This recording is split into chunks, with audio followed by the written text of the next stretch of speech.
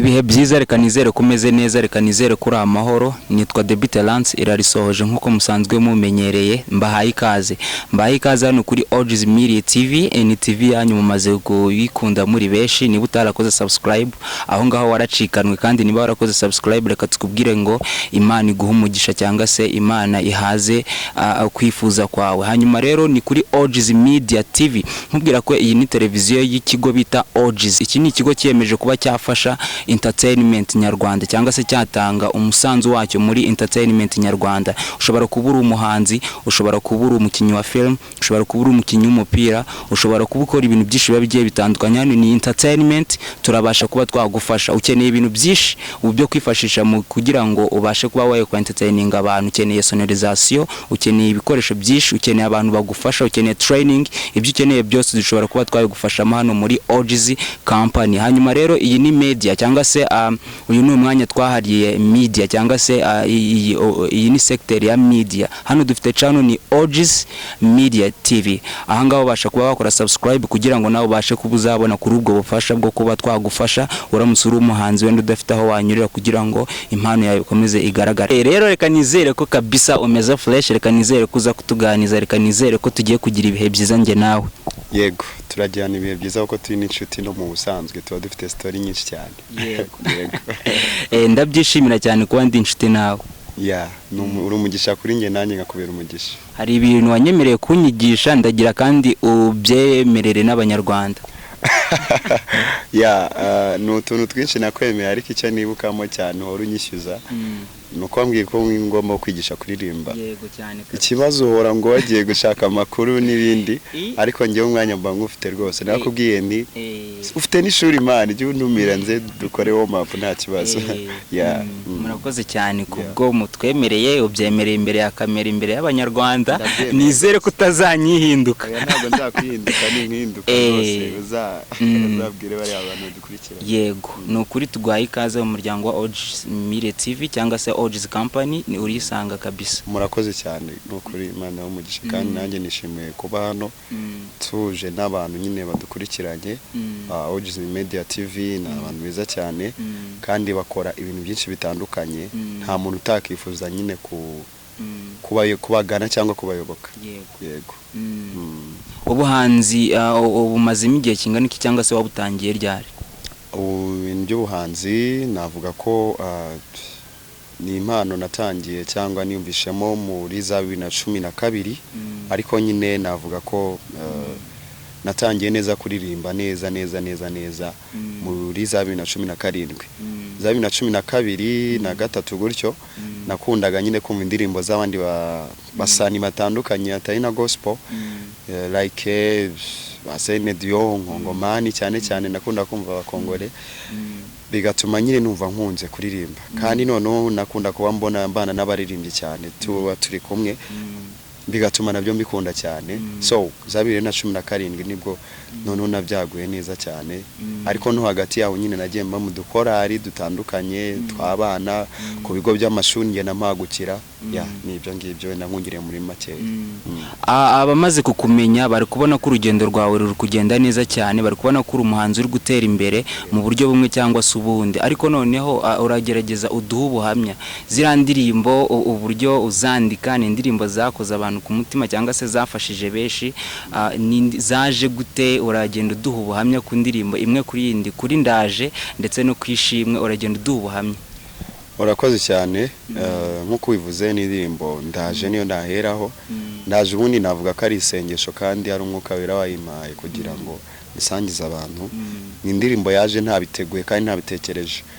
Abasani wenda cyangwa abahanzi benshi badukurikiranye akenshi yagiye guhimba indirimbo arabitegura akavuga ngo uyu munsi ejo cyangwa uyu munsi ndandika indirimbo ngo wenda ivuga kuri iki ngiki ariko ndaje uburyo yajemo nari nicaye ndi mu rugo nabaga mu rugo icyo gihe nari nyibana n'ababyeyi nuko ndaje ndangije ndicara nyine nari mfite agapiyano hari udupiyano nyine uzi twatundi dutoya nyine twa feke bigiraho tuhuje n'umuntu wari wakanije.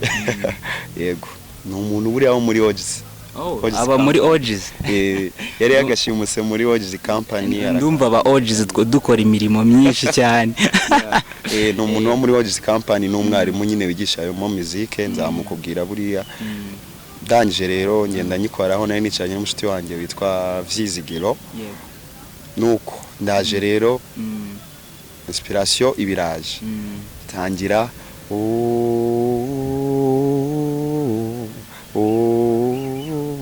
ndakunda guhunda indirimbo zirimo humming cyane.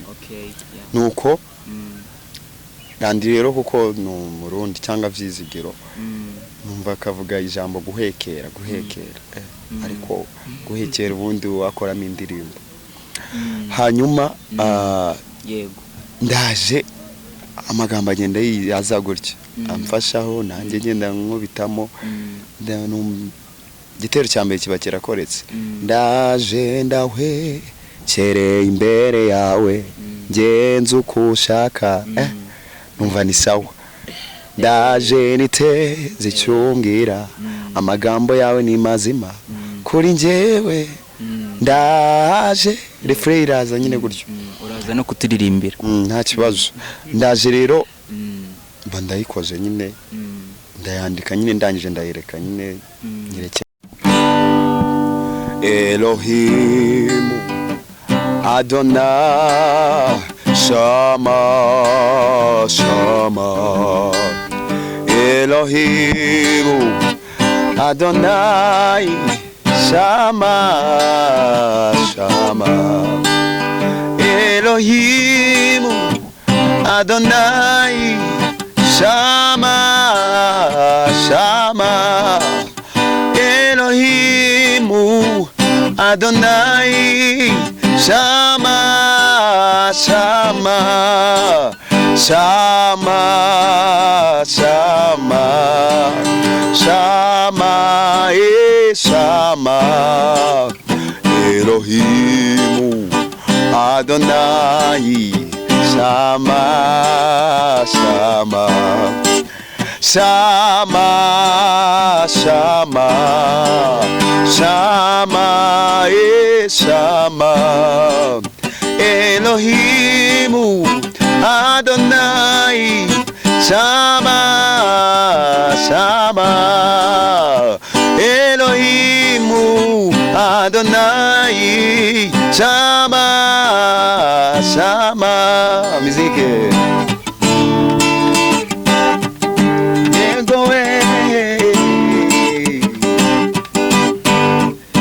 Shama Shama Shama Shama Elohim Adonai Shama Shama. Amen amen. Twagiye umwami ni mwiza, umwami ni mwiza, yambereye mwiza nawe yakubereye mwiza.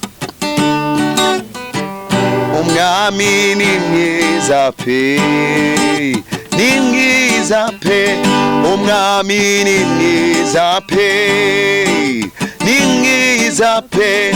Umwami ni mwiza pe, ni mwiza pe. Umwami ni mwiza pe, ni mwiza pe. Yarambabariye, yarambabariye, nawe yakubabarira. Yarambabariye, umwami ni mwiza pe, ni mwiza pe. Umwami ni mwiza pe, ni mwiza pe. Umwami ni mwiza pe, ni mwiza pe. Umwami ni mwiza pe, ni mwiza pe. Umwami ni mwiza pe, ni mwiza pe. Umwami ni mwiza pe, ni mwiza pe. Yes, umwami ni mwiza, yambereye mwiza, nawe yakubera mwiza, kandi nawe urakubera mwiza. Yes, barakoze cyane baduhaye igitaramo ngira ngo mwashimye neza cyane uburyo umusore wacu aturirimbiye cyangwa se uko umusore wacu wundi yaducurangiye. Nizere ko ari ibintu byabashimishije kandi byabanyuze cyane. Turacyakomeje kuganira nabo, dufite byinshi dushaka kubaganiza cyane cyane. Reka duhere ku muhanzi wacu, ese kuririmba bitangiye ryari? Urakoze cyane. Kuririmba nabitangiye ni mutoya. Hari ukuntu umuntu avuga ngo ibintu ngo byaje mubwirira, ariko ngiye natangiye mbikunda ariko ntazi kubikora. Ariko nyine navuga ko muri za 2012 na rimwe gutyo nibwo navuga ko ibintu byo kuririmba iyo mpano yatangiye kunyakamo, ariko nyine ntarabimenya. So nakundaga nyine ko mu ndirimbo zigiye zitandukanye, Ngongomani cyangwa izindi ndirimbo zigiye nyine, hari indirimbo nyine wumva kabisa zikoretse zidunda kabisa. Reka n'ubundi tuve ngo nawajyanga nawe. Haleluya kandi. Yego. Yego.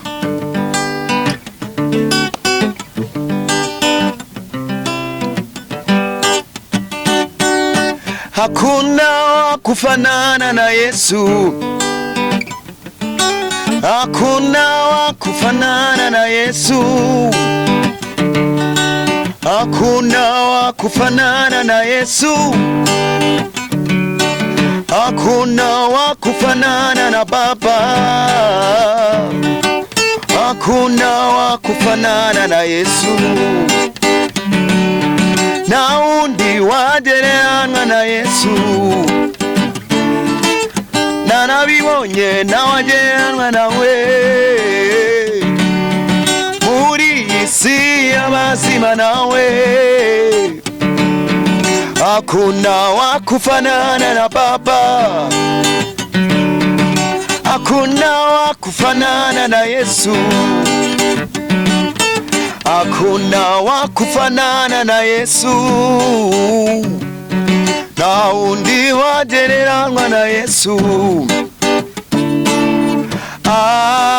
Anaweza, Bwana Yesu anaweza. Hakuna kufanana na yeye. Yego. Anaweza, Bwana Yesu anaweza. Hakuna kufanana na yeye. Amen, amen. Imana wamugisha cyane. Nta muntu wagereranywa na Yesu, nta muntu wagereranywa n'umwami wacu.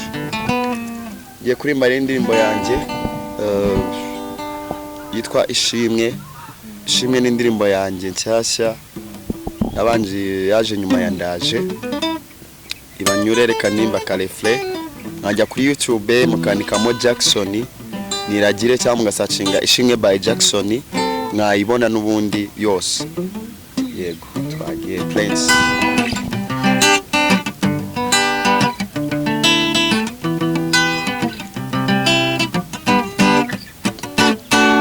Ishimwe, akira ishimwe. Ishimwe, akira ishimwe. Ntacyo mfite cyo kuguha mwami, ganya nishimwe. Ntacyo mfite cyo kuguha mwami, ganya nishimwe yawe. Ishimwe, akira ishimwe Mana. Ishimwe, akira ishimwe. Ntacyo mfite cyo kuguha mwami, ganya nishimwe. Ntacyo mfite cyo kuguha mwami, ganya